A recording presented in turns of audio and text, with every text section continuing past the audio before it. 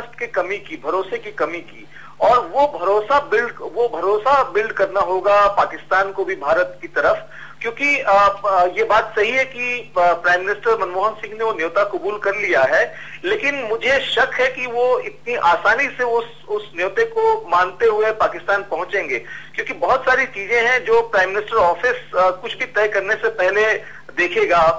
मुझे लगता है कि जब स्टेट हेड्स की जब मुलाकात होती है उससे पहले कई लेवल पर अफसरों की मुलाकात होती है, मिनिस्टर्स की मुलाकात होती है, एक एजेंडा सेट होता है। चाहे वाजपेयी साहब जब नवाज शरीफ के न्योते पर पाकिस्तान गए हो, लाहौर तक बस यात्रा की हो, या फिर परवेज मुशर्रफ साहब वाजपेयी साहब के न्योते पर आगरा आए हो, उससे पहले बहुत सारी बातें होती हैं, और जो एक कॉमन एग्रीमेंट वाली बातें हैं, जो जिन बातों पर आगे बात हो सकती है। विनोद जी, हमारे साथ जीएन मुगल साहब हैं स्टूडियो में, सीनियर सहाफी हैं, पाकिस्तान के सीनियर जर्नलिस्ट हैं, तजिया निगार, उनसे भी बात करेंगे। विनोद जी कह रहे हैं कि जब प्राइम मिनिस्टर को एक दावत तो दी है पाकिस्तान के प्रेसिडेंट ने और उन्होंने कबूल भी कर ली आएंगे, पर उससे पहले आने से पहले हिंदुस्तान की तमाम तकरीबन अपनी काबीना से जो इस वक्त इलेक्टेड गवर्नमेंट है सबसे मशवरे करेंगे। जिस तरह आप फरमा रहे थे कि उस मुलाकात में बीजेपी के भी अहम लोग मौजूद थे जो अपोजिशन है वहां पर। आप क्या समझते हैं कि मनमोहन सिंह को पाकिस्तान आना चाहिए और जो इश्यूज हैं, जो बड़े बड़े इश्यूज हैं, उनको जल्द सॉल्व करना चाहिए? नहीं, विनोद साहब ने जो बात की है वो एक प्रैक्टिकल जो है, यानी कि जो डिप्लोमेसी को आगे बढ़ाने के सिलसिले में जो प्रीरिक्विजिट्स होती हैं उनको जाहिर है कि उनको देखना पड़ता है। मगर मेरा अपना जाती ख्याल ये है कि इट्स अ गुड स्टार्ट। और एक और अच्छी बात ये हुई है कि अगर कल कोई प्रॉब्लम होती है वो अपनी जगह पे, मगर वो दावत उन्होंने मनमोहन सिंह जी ने एक्सेप्ट कर ली है। Again it is another positive thing. अब होना ये चाहिए कि जिस तरह बात हो रही थी कि ट्रस्ट तब होगा जब हम ये पीस प्रोसेस को आगे बढ़ाएंगे और पीस प्रोसेस को आगे बढ़ाते हुए रेसिप्रोकेट करेंगे। मिसाल के तौर पे अभी जब मेरी बात हो रही थी, हमारे पहले जो दोस्त थे इंडिया के उन्होंने मुझसे एग्री किया। मैंने कहा कि ये जो पाकिस्तान ने मोस्ट फेवर्ड नेशन का जो ट्रेड के हवाले से इंडिया को स्टेटस देने का फैसला किया है, तो इट्स ए लीप फॉरवर्ड। तो उन्होंने फुली मुझसे एग्री किया। तो अब इसका जो है वो रेसिप्रोकेट उम्मीद हम कर रहे हैं कि दूसरी तरफ से भी होगा, ताकि ये बात आगे। अब क्रिकेट आने थी, क्रिकेट टीम नहीं आई, मेरा ख्याल है कि अगर क्रिकेट आ जाए तो ये प्रोसेस और आगे बढ़ेगा। इस तरीके से अब भी आपको पता है कि सूरत बढ़ी यहाँ सियासत में जो एक बड़ा एक इंसानी सान्या हो गया है। इस चीज को मेरा ख्याल है कि हमारी गवर्नमेंट्स भी इस चीज पे आपस में जरूर बातचीत कर रही होंगी, करेंगी।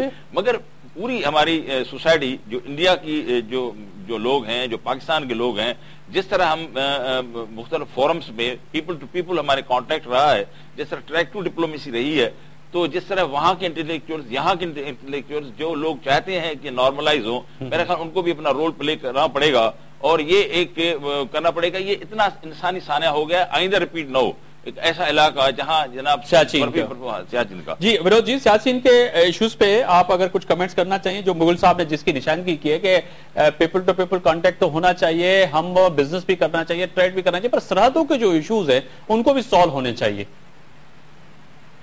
देखिए, दोनों मुल्कों के बीच में जो जंग हुई अब तक, उसमें उतने फौजी नहीं मारे गए जितने कि सियाचिन की जो है उसको हिफाजत करते हुए दोनों मुल्कों के फौजी मारे गए हैं। तो ये अपने आप में एक बहुत बड़ा सवाल है।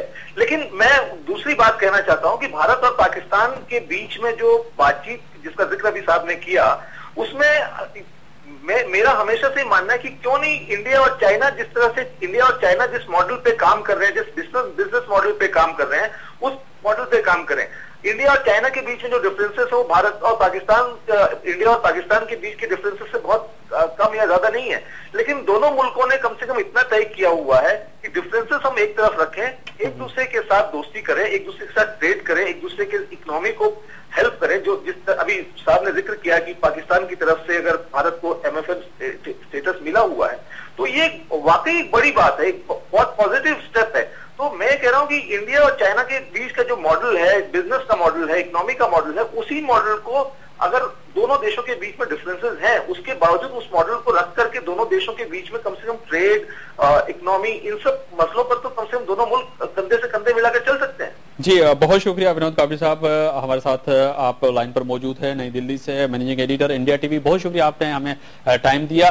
पर यहाँ पर ताज बंगश साहब वही बात है जिसकी निशानगी इस वक्त जी मुगल साहब ने की कि सियाचिन का मसला वो ऐसा मसला है कि अब तक जंगों में इतने लोग नहीं मरे जितने लोग हमारे वहां पे जवान शहीद हो चुके। देखिए, ये बात जो विनोद साहब ने की कि इतने फौजी जो है वो जंगों में हलाक नहीं हुए जितने के इन आफात में दोनों मुल्कों के नुकसान हुआ है। तो बुनियादी बात वही है कि अगर अमन की तरफ बात बढ़ती है, पीस की तरफ बात आगे बढ़ती है, तो ये जो सियाचिन का मामला है, सियाचिन का सिलसिला है, ये सारी इसके साथ जुड़ी हुई बात है कि जब अमन आगे बढ़ेगा तो ये चीजें आहिस्ता आहिस्ता ये कम हो जाएगी।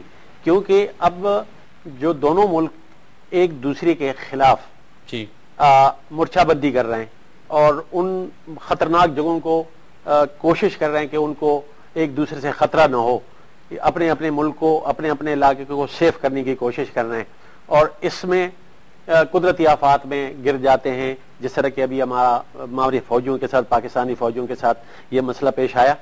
तो ये अमन पीस ही एक बुनियादी चीज है कि अमन के अंदर तमाम वो चीजें नॉर्मल हो जाएगी और वो जो खतरात इनको महसूस हो रहा है दोनों मुल्कों